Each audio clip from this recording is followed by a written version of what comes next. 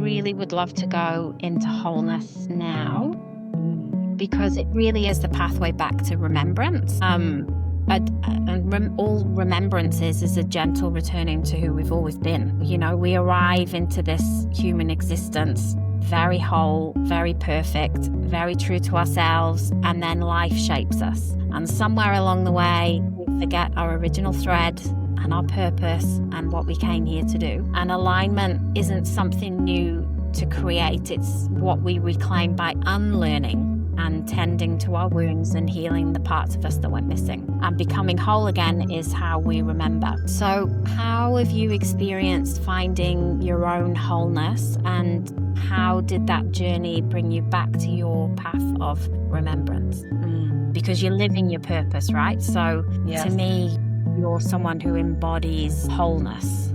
Yes.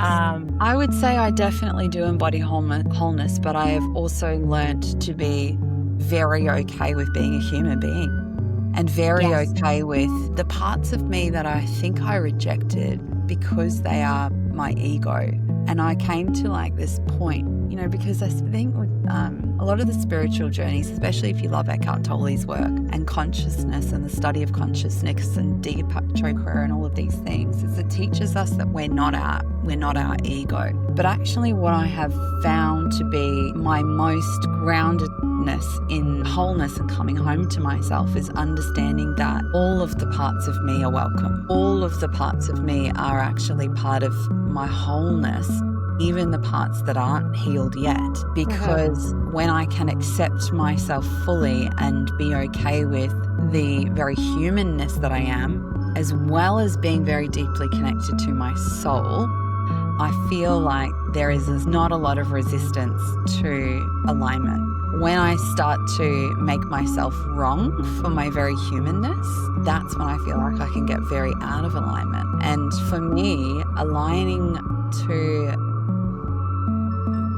my soul, my core, the essence of who I am, just comes down to simple practices of nourishment and understanding that it's the quiet moments when I feel the difference between my soul and who I was before all the layered stories came on, but also accepting that my layered stories is what I chose in this lifetime that actually has shaped and developed my soul. And the expansion of my soul has come from all of these layers of my trauma, my identities, because my God, does my ego just fucking love to have a million different identities in my lifetime. I've been everything from a punk to an accountant, spiritual teacher, you know, and then and the role of mum and the role of partner and all of these things. And I've just spent so much of my life trying to be perfect in all of those roles instead of understanding I'm perfect without any of those roles, but also those roles are part of my journey in my humanness and actually do make up the magic that is me. And there's something that I heard a long time ago, and I think it was Byron Katie,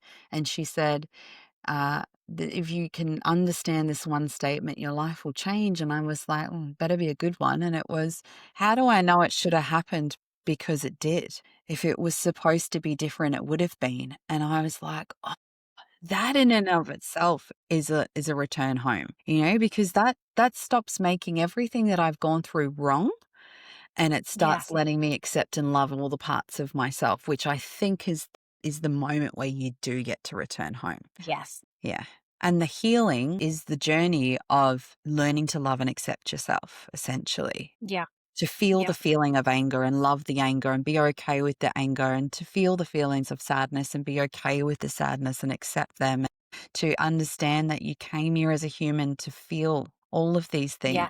Yeah. And then when we allow ourselves to feel all the things, then we get to come home. And that simple act of just saying, I'm all of it. I'm the fucking messy bits and the good bits. I'm all of the bits, and they're all actually perfect and all divine. And then I get to come home to love and acceptance of all those parts of me. And then I feel like I sense the wholeness in that moment. Yeah. Yeah. And I skip Exactly. about in my life in such a joyful state of acceptance now, compared to, 5, 6 years ago, even in this journey when I made what needed to be healed wrong instead of going on the journey of healing. And loving that experience in itself as well.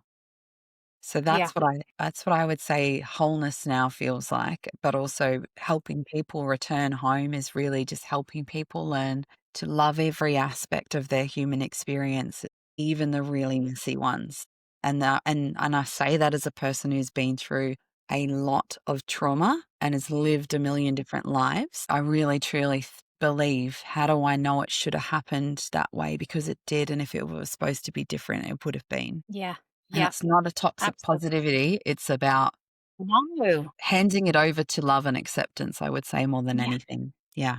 But also to sort of piggyback off that, the reality is we came here with nothing but our wisdom that we relearn along the way, Mm. and we leave with the same wisdom and nothing else. Like literally, we come here with nothing, we leave with nothing, and it's what we do with the bit in between that's important. Mm.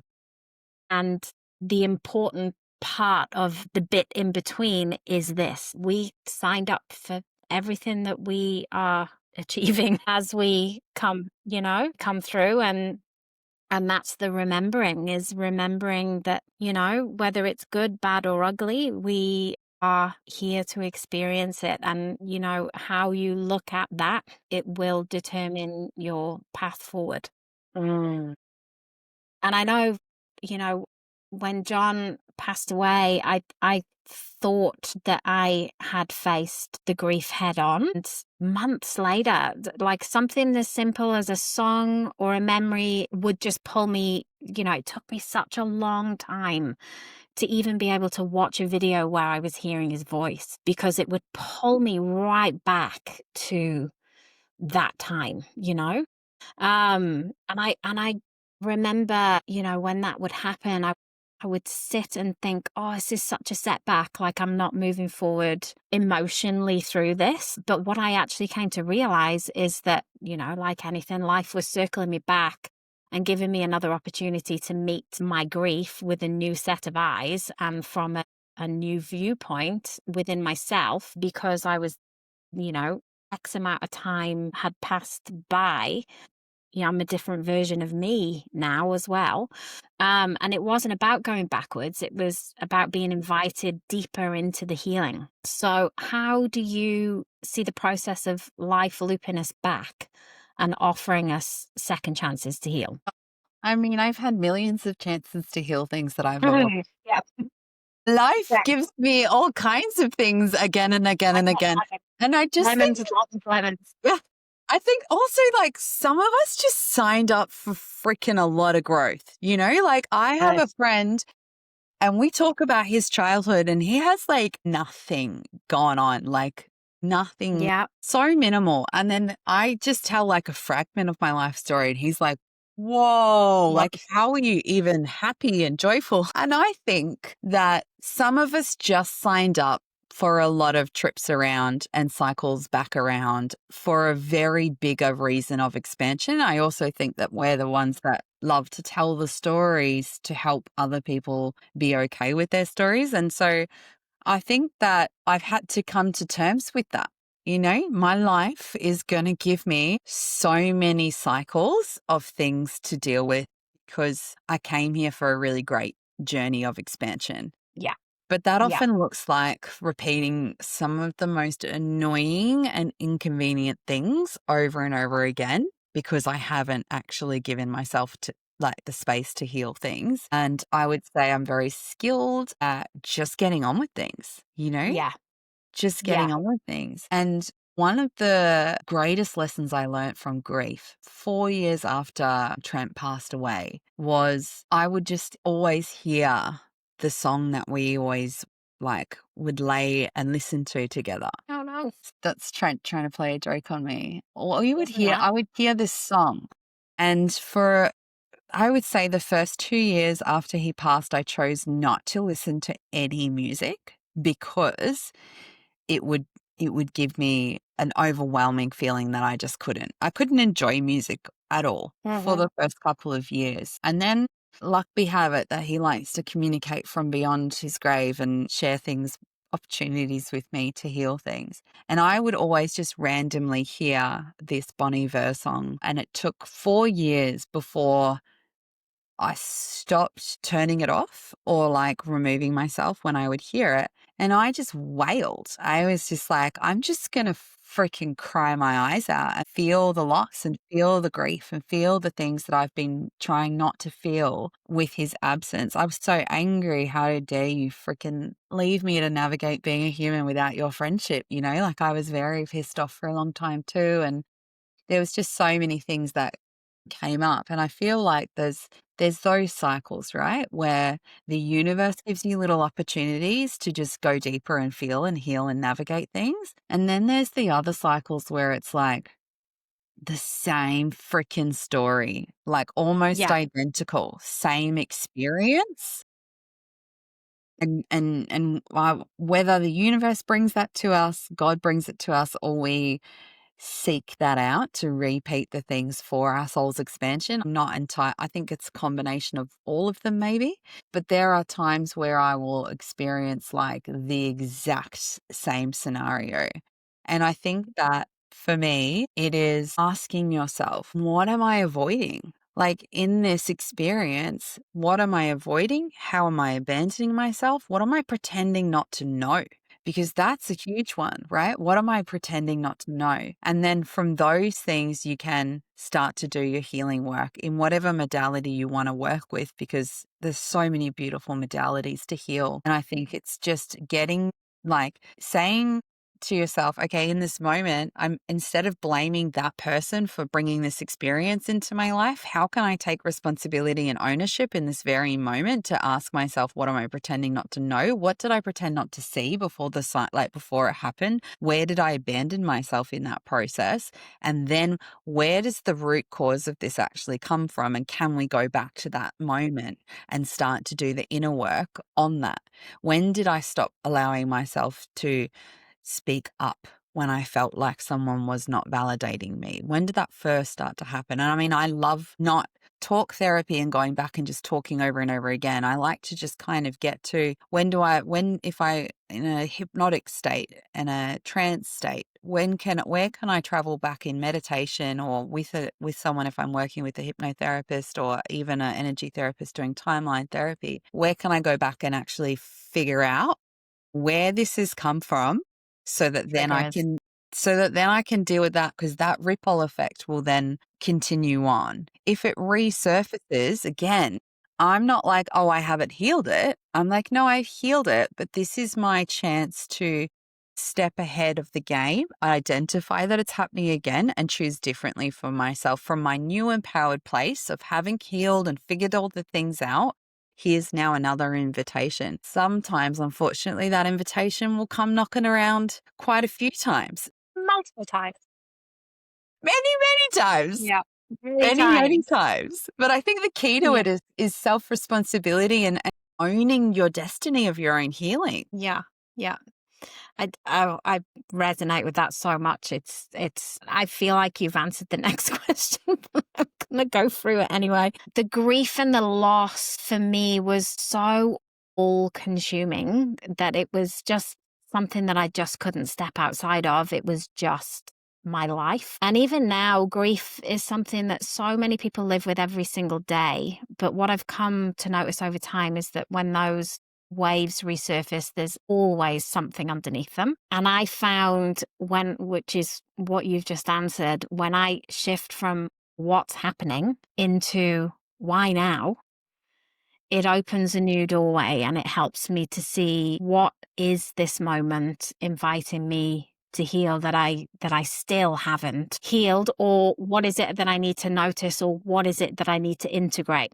Because sometimes it's not just about figuring out what the healing is. Sometimes it's to get you to notice something else or to look at it a different way, or you might have noticed the thing that needs to heal, but you might not have integrated it. So again, it comes back around again to remind you that, hey, yeah, you noticed that, but you actually haven't done anything about it. And for me, that shift in perspective of what's happening into why now has made a massive difference. So I was going to ask you with your own journey, how you shifted from being in the depth of what's happening into asking why now, but I feel like you may have just actually answered that question. Yeah, and I mean, I do have things to add to it because I think that that's such an important shift, right?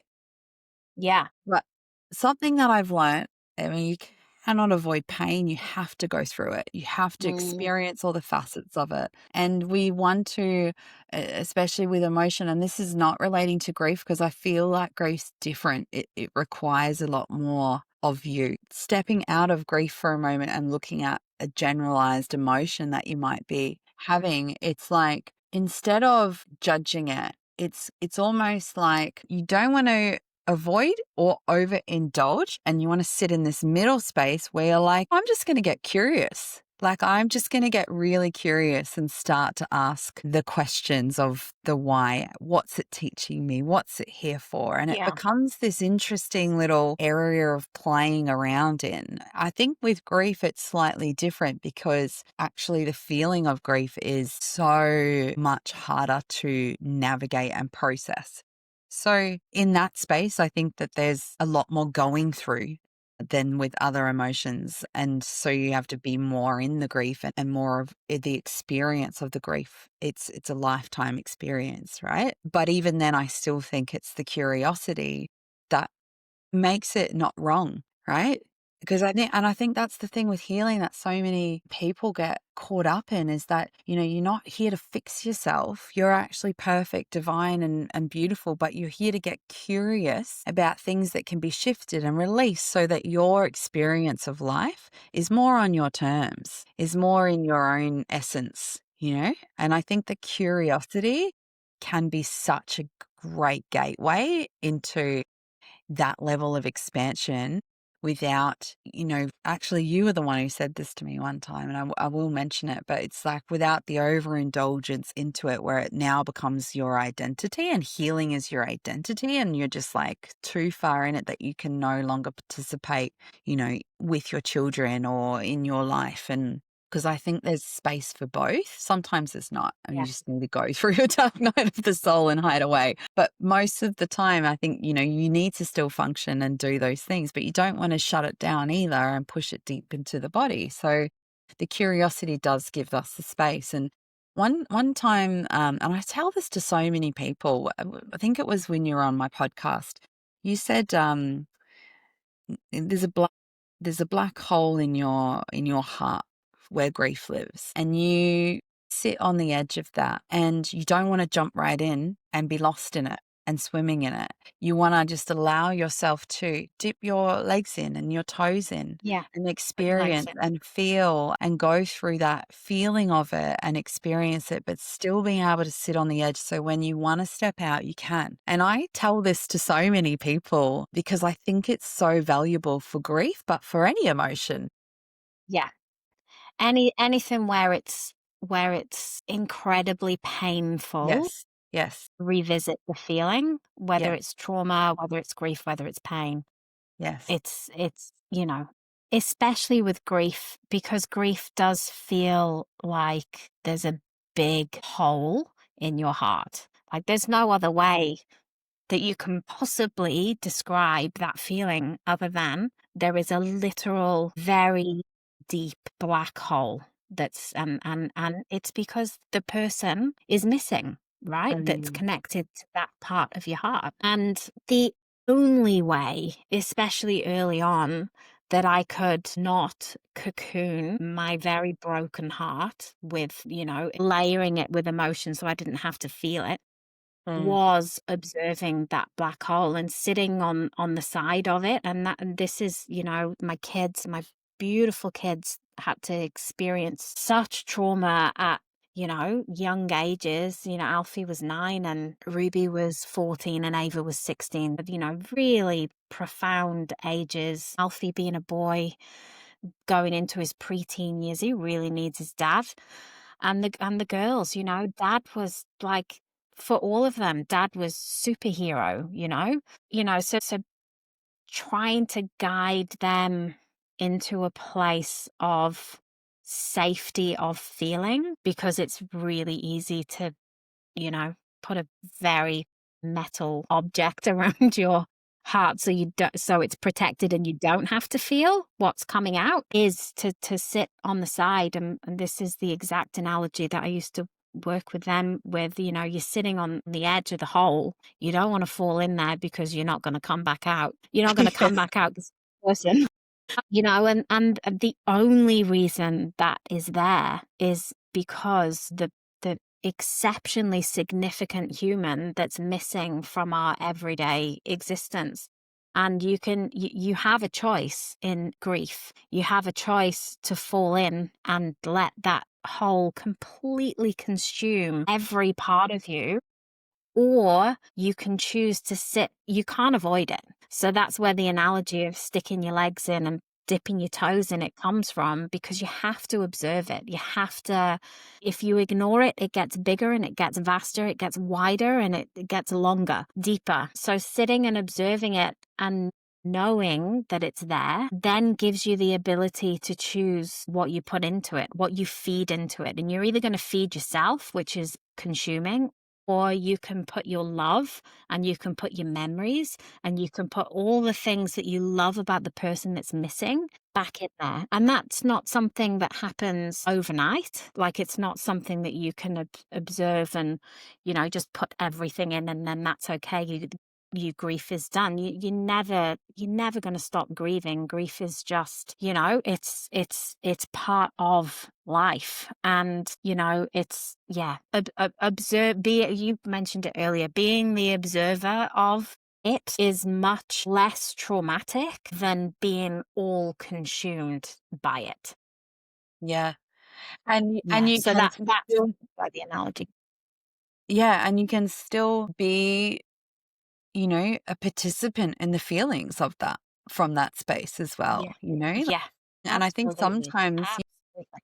spirituality makes us think that, you're just observing and you're not part of it. And it's like, well, that's not true either, because even as the observer, you're still experiencing the feelings of that emotion. And then as the observer, you can experience, feel, and also offer love, also offer compassion, understanding, offer the kindness to yourself that you need to offer to yourself to be able to be present with those feelings and emotions. And then that essentially, does allow your body to later release it, or to release it in the moment even. Yeah, Yeah. absolutely. Yeah, no, that's huge. That's huge. Thank you. So we've touched on some really powerful parts of your journey Mhm. and the healing and the cycles and, the fragments that we gather along the way. And I know woven through all of that is your own stories and your own lived experiences with deep personal loss and grief and trauma that changes us in ways that we can never really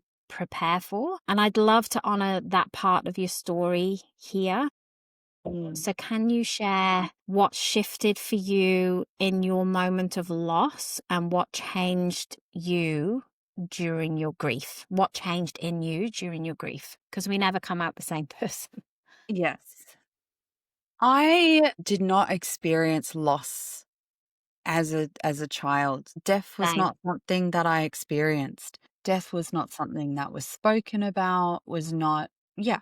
But when I look back now as an adult, because I know grief is not just the passing of people we love, grief is also the loss of identity, it's the loss of structure, family structure, things like that. So I think really my first experience with grief, where all of my abandonment wounds came from, was really losing my family at a very young age, at 6 years old, through separation and divorce. And I never really understood any of that. I never really got it. I was just whisked away and on different parts of Australia, and I was with my mom, then my dad, and you kid, and kids are really resilient, and we just kind of, you know, we just get on. Yeah, we just get on.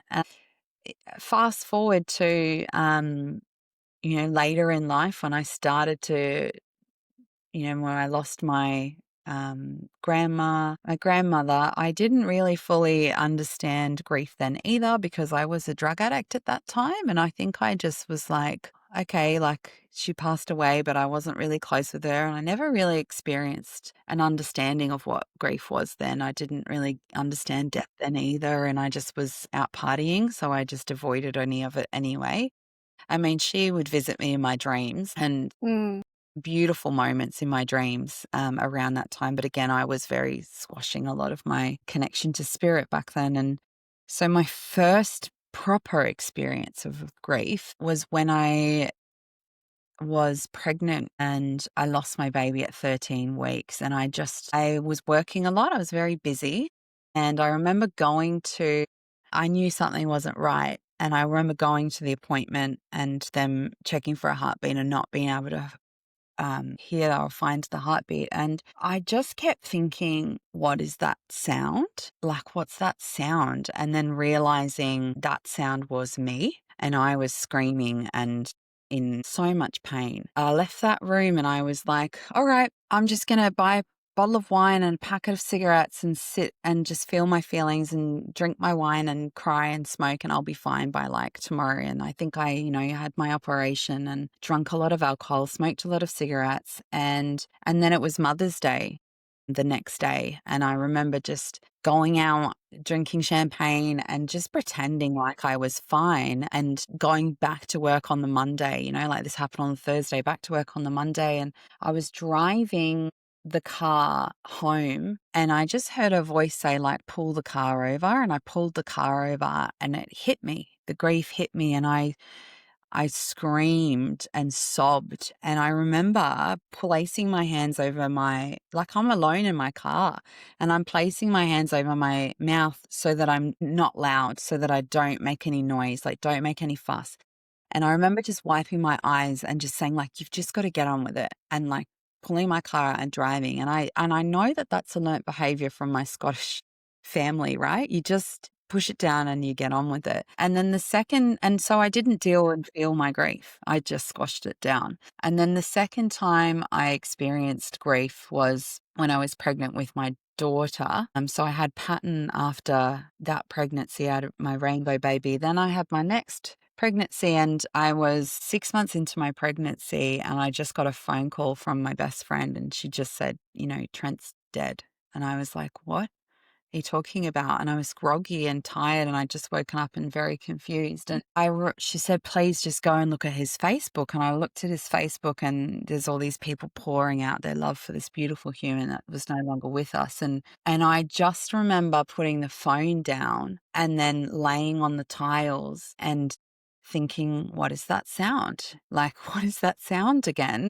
And it's me screaming so loud, but I'm so confused about where it's coming from because I'm not in my body. I'm so far removed out of my body in that moment that I'm not even acknowledging that I'm screaming so loud from the pain of him not being here anymore. And I heard him say to me, if you don't stop and breathe, the baby's going to die. And I was like, it was his voice so fucking crystal clear in my mind. And I like came back into my body and I took a deep breath and I was like, and I remember just holding my belly and I remember the feeling in my chest of a pain that I've never been able to describe other than losing the miscarriage and then it was like a wave of that feeling coming into that present moment and so much pain. It was the most unbelievable pain that I've ever experienced in all my life. And I decided in that moment, because I had kind of started my journey of healing at that time, I decided I was going to go through it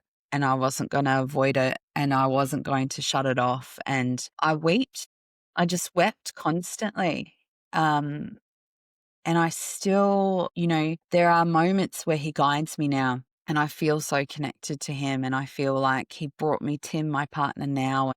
There was so much, he supported me in moving to Western Australia and all these things. And I feel so connected to him beyond the realms now. But the pain of loss is so deep. You can't actually put into words to describe that Yeah. level of pain.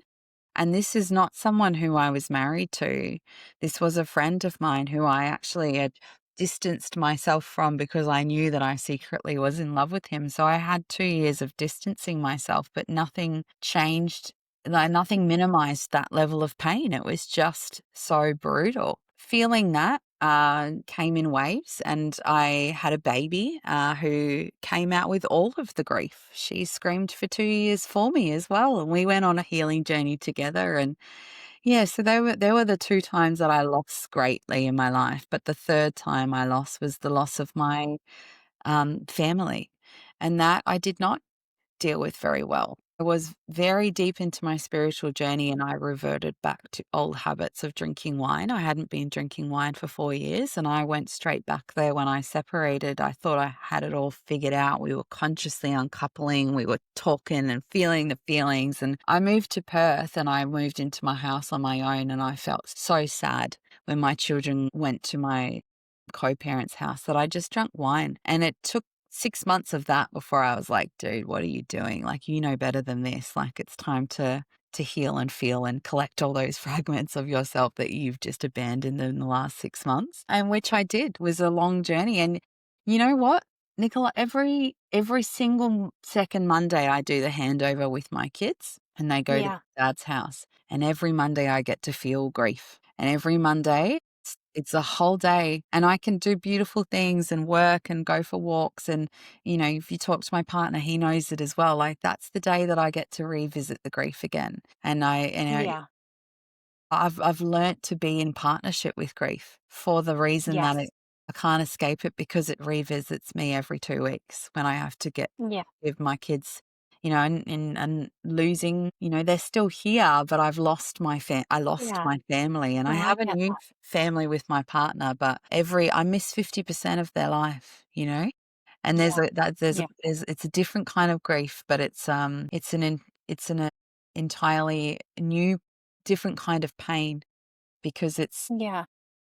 it's a grief of loss of dreams as well as the time with your children. So they're my 3 main stories of grief. Yeah. Thank you for sharing those so vulnerably. Grief it cracks us open so wide that we put parts of ourselves aside for a minute just to survive in that Right. moment. Mm. And later the grief journey becomes about gently calling those parts back and bringing them back home. So for you, what part of yourself do you think you set aside in that season, in those seasons of grief? And how did you begin to call her back home? Such an interesting question. Yeah. I would say that the parts of myself that I left behind were the parts of myself that even like recognized the pain of it because excuse me, she found it so painful that like she couldn't hold it. She just couldn't. And I feel like I want to go back and hold her. Actually, sorry, it's making me very emotional Sorry. because she just didn't know that it was actually okay to feel that. Mhm. To feel it. Yeah, she just didn't know that she could let her guard down and she could stop being perfect for everybody and she could just fall to pieces for a moment. And that really goes back to the first experience of grief was that I didn't even know, I just abandoned my pain so much because I just didn't know that it was okay to not be Mhm. okay. Yeah. And so, as a person who, I think, as a child who grew up navigating chaos, my go to of who I left behind was the person that was allowed to not be okay, and not be okay in secret. You know, you think about the person that I left behind the moment that I put my hands over my mouth and didn't let myself self cry in the car. You know, that's the part that I left behind. So gathering her back looked a lot like falling apart. And I think that and especially when you're a person who teaches spirituality and healing and all of these things, as I was doing, you know, years later, there is this expectation that you are supposed to be perfect. And I think that's the part too that you've left behind. That's the part too where you all of a sudden you've just decided that you can't be all of who you are and you can't have all of your feelings because you should be conscious enough just to sit as the observer all the time. And as we know, the observer without the function of feeling is pointless anyway. So the part of myself calling her back looked a lot like crying. It looked a lot like I call it wailing because there's a level that when I actually feel what's going on inside, what I feel comes out in this wailing sound that I guess a child would make. But that's because the child, my version of myself, was never allowed to express those emotions when she went through trauma and grief and, very traumatic things that happened even as young 11-year-old girl. And I experienced severe sexual trauma. And even that was not allowed to be felt, right? It was, no, just, the response that I got from adults around me was just pretend it didn't happen. Yes. So calling the parts of me back as I got older, and this is just really recently in the last 2 years, has looked a lot like letting that child cry her fucking eyes out and feel all the things and not trying to change it. Standing in the kitchen and letting the vibration of the feeling run and course through me without the fear that it's going to break me, because I am allowed to Mhm. break down in that moment, but that does not break who I am as a human, And I think that that's how I called her back. I let her cry a lot. And I let her feel her feelings, and I let her be okay with not being okay. And Yeah. I was lucky enough to meet a man, my partner now, who gave me space too to not be Mhm. perfect. That's the part that I think does get or did get left behind for me, was this person who needed to be okay and perfect and Mhm. s and be the one that was, like, still high functioning, or, one who can handle the chaos and survive really well? It's that it's Yeah. abandoning the person who just really wanted to feel awful, because actually grief's awful. Yeah. Loss is awful. Absolutely. Oh, it's been my greatest teacher in life, honestly. It's stripped me back so vulnerably and cracked me open in ways that I never expected at all. Mm, And in doing so, it's actually ignited the healing in many areas of my life, not just losing John. mm, And as painful as it is, and as painful as it was to lose John, it also feels deeply purposeful. And it's like it's set me on a trajectory to shine light in the darkest areas of myself mm. and others walking through loss and trauma and grief and, all the things. And over time, it's come to feel less like a coincidence and more like a soul purpose. Mm. So for you, through all of your experiences, what do you feel your soul came here to remember through that loss? Because that is part of the journey, right? Yeah.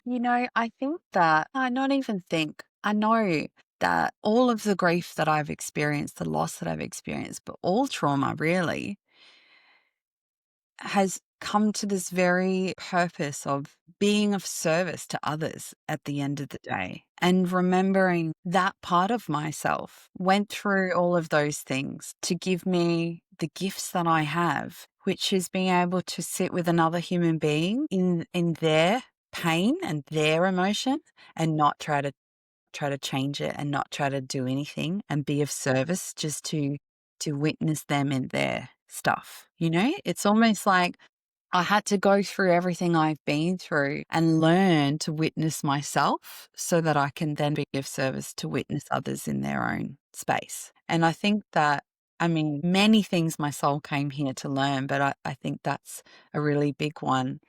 And then ultimately, I think that the deepest knowing I have is that I came here to learn how to love and be loved. And you can't learn love without loss. Yes. And so, Well, reason why the loss is so great is because the love was so great in the first place. yeah. And the loss also helps you learn to love yourself so deeply, but it helps you to love everything so much more vulnerably. And I'm talking about loving how cute your teaspoon is, and loving, the beautiful plants outside. And it's those little things that you stop taking the miraculous for granted, because you've experienced love so deeply when it was there, but also through the loss, you have this unbelievable appreciation for like the smallest of things. And every now and then when I get caught up in my human mind, I think that's the key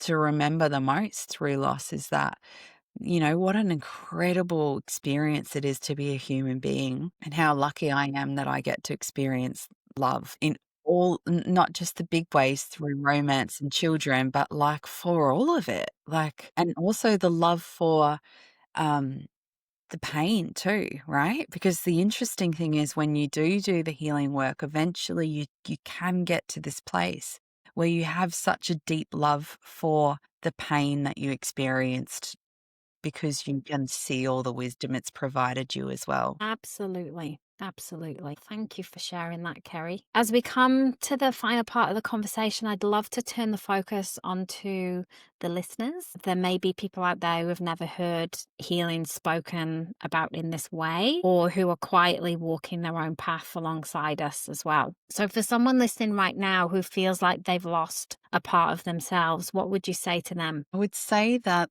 the part of yourself that you feel is lost is not lost. It's just temporarily unavailable. And the way that you can rediscover that part of yourself only is through learning to love yourself unconditionally. If they are experiencing loss of someone that has like grief loss, so not just a part of who they are, but loss because they're physically not there anymore. Oh, I'm going to get emotional about it. I don't know why it's making me so emotional. Actually, it's not lost either.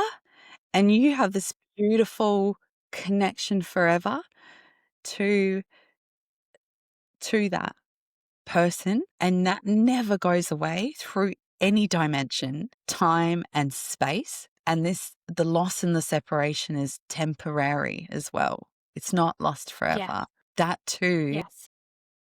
is just temporary. And so I think my advice is always to come back to love and always to bring a total holistic view of compassion for yourself and what you're going through, and to hold love in duality of everything else that you're experiencing. I mean, cliche with terms like time heals and things like that. Actually, what heals is you loving yourself deeply in Mhm. spite of everything that's gone on and in spite of the loss as well. Yes, beautiful. And the last thing I'd love to talk about with you is healing doesn't always feel like healing in the moment. No, it doesn't. Sometimes it feels fucking messy as or painful. And sometimes even like we're going backwards Yeah, to be able to go forwards. So, 100%. what are some of the signs, whether energetic or emotional or physical, that someone is actually healing, even if it doesn't feel like it yet? When you're in it, it's actually so hard to Mm, recognize that. Also, because sometimes I mean, it's a bit of a conundrum really, because it doesn't really matter. Even when you feel like you're not healing, you are healing. Because at some point it's going to lead to that place or that journey. If you make a choice to, though, because you do have choices and free will, and you can choose to hold on to anger for the rest of your life, you have to make a choice to allow yourself to come back to love, purpose, passion, creativity, all the things that you had before you needed to heal. So when you're in it, signs that look like you're not healing is not being able to, like, for example, not being able to get out of bed and crying all day is a really great sign that you're healing even when you feel like you're not. That feels like a very like step backwards. Less obvious things are, wanting to avoid things and not avoiding them, which is like a really interesting, like when you're in there, you feel like you're not healing, but just making good choices is actually part of healing as well, right? So I think that it's easy to see in the moment when you choose to make a different choice, to make a different decision, that is healing, even though it doesn't look like it. There are moments where healing might just look like making a better choice. you know? And like you might feel like you're going backwards and you're not even recognizing how much of an effort it is just to not have that glass of wine and how massive that is, right? Or how massive it is not to abandon yourself in that moment by sending emotional text messages to someone who's really hurt you that you need to be leaving, for example, which I get, quite a bit with. I've worked a lot with people who've gone through separation. It's those little moments where you feel awful, but but you still choose to do something a little different. That's when you know you are healing, even though it doesn't feel like it at all. But there's, Yeah. there's places where you go backwards. I went through recently where I had a panic attack and I thought, "My God, I've gone back there. I'm not okay," you know? But then a couple of days later I went, "Wow, look at the choices you made in that moment. It was so different to how you've ever done it. And look at the choices you made afterwards and look, and so it felt in that moment like I was going backwards and I was like, crap, I thought I had completely healed my panic attacks. But it was like that window of like, look, even under this, you've still got it, And in the moment, yes, it felt like, oh my gosh, I've gone backwards. But realizing a few days later, you made so many different choices in that moment. You took care of Yeah. yourself in that moment. And the aftermath was totally different because you reflected, you wrote, you journaled, you handled it differently. So, and even when I know we spoke about this earlier about cycles and things coming back, but even things like that with our healing, it's almost like to show us how far we've come because sometimes you don't recognize it. But yeah, I think that healing is like this roller coaster. Like it's freaking everywhere. Like it's not linear at all. And No. just when you think it's done, something, a new layer will kind of pop up and Mhm. it does get easier with time, but I think Yes. that, yeah, so many of the moments as you're navigating it, as it resurfaces, it feels like you've gone backwards. And a lot of how to navigate that as well is to not shame yourself in that Yes. moment, to not give yourself a hard time, like really watch how am I talking to myself about this experience, that it's Mhm. popped up again or that I'm going backwards or yeah, and I think that, you know, one of the crazy things about healing too is that we can have such awakenings through healings. There's been many times where I thought for sure I'm losing my mind, like for sure. And then I realized, like, actually, I remember my ex-husband saying to me one time, because I looked at him and I'm like, dude, I think I'm losing my mind. And he's not spiritual, very conscious, but he had a moment where he was. And he turns to me and he looks me down the eyes and he's like, what if that's the point? And I was like, that's so profound. I'm like, yeah, the point is that I am losing my mind. I am losing all the layers and the Yeah. constructs of Isn't that identity that great? I've always had. That is the point I'm supposed to be. But in the moment, you feel like you're going crazy. So that would be another thing. I mean, always go and seek professional help and get professional advice if you are very concerned. Kerriann, thank you so much for sharing with Thanks for me having me today. on. Your honesty and your wisdom and the way that you embody this work has been such a gift, not just for me, but for everybody listening and every life that your magical self touches.